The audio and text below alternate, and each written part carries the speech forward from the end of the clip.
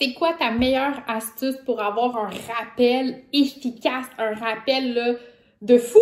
Je t'explique ça ici. Donc, premièrement, je me présente Valérie Paquette, propriétaire de Astuces Canines. Donc, je t'invite à aller t'abonner à notre chaîne YouTube et à liker cette petite vidéo. Un petit geste qui fait une énorme différence pour une petite entreprise comme nous. Donc, le rappel, le fameux rappel. Comment puis-je avoir un rappel extrêmement efficace, Valérie? Il n'y a pas de secret, il n'y a pas de formule magique, sauf un conseil vraiment plate de le pratiquer encore et encore. Je dis souvent à mes clients, s'il y a un commandement que votre chien doit connaître, c'est le rappel. C'est le commandement qui peut lui sauver la vie. Le rappel est sous-estimé, c'est pas quelque chose que les gens ont tendance à vraiment bien pratiquer. Pourtant, c'est quelque chose que votre chien devrait maîtriser à 100% avant qu'il y arrive un accident. L'erreur que la majorité des gens font avec le rappel, c'est qu'ils pratiquent uniquement dans la maison ou dans leur cour. Les gens vont me dire « Valérie, mon chien est tellement bon dans ma cour, il est tellement bon à la maison. » Puis je leur dis « Cool! Par contre, c'est rare que votre chien va se pousser dans la maison. Donc, le rappel, une fois que mon chien le maîtrise dans ma maison, le maîtrise dans ma cour, je dois aller m'assurer qu'il va généraliser son apprentissage.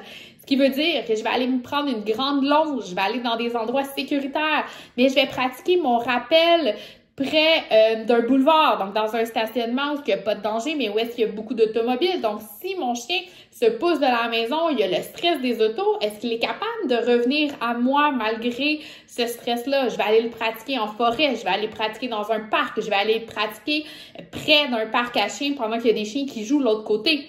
Donc, je dois m'assurer que mon chien le comportement est généralisé parce que, bien évidemment, votre chien va pas vous le dire d'avance si jamais il s'enfuit. Donc, il faut s'assurer que peu importe le contexte, mon chien va revenir. Si je m'assure que le rappel est enseigné sous forme de jeu, c'est donc bien fun de revenir à mon maître parce que quand je reviens à mon propriétaire, j'ai un jouet que j'aime vraiment beaucoup, j'ai des friandises top que j'aime, bien à ce moment-là, c'est sûr que votre chien va revenir.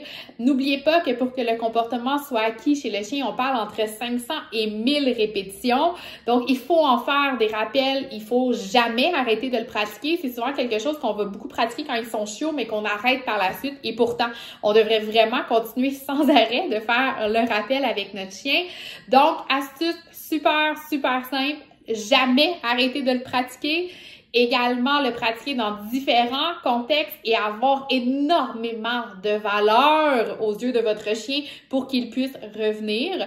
Je vous conseille aussi fortement de faire des exercices d'engagement avec votre chien pour vous donner de la valeur. Donc, si déjà, à la base, vous avez énormément de valeur aux yeux de votre chien, puis bien évidemment, il va avoir le goût de revenir vous voir. Donc, si les exercices d'engagement, tu n'as aucune idée de quoi je te parle, tu peux juste cliquer ici là, dans la biographie, j'ai une vidéo sur le sujet, donc tu peux aller la visionner, tu vas voir c'est quoi des exercices d'engagement.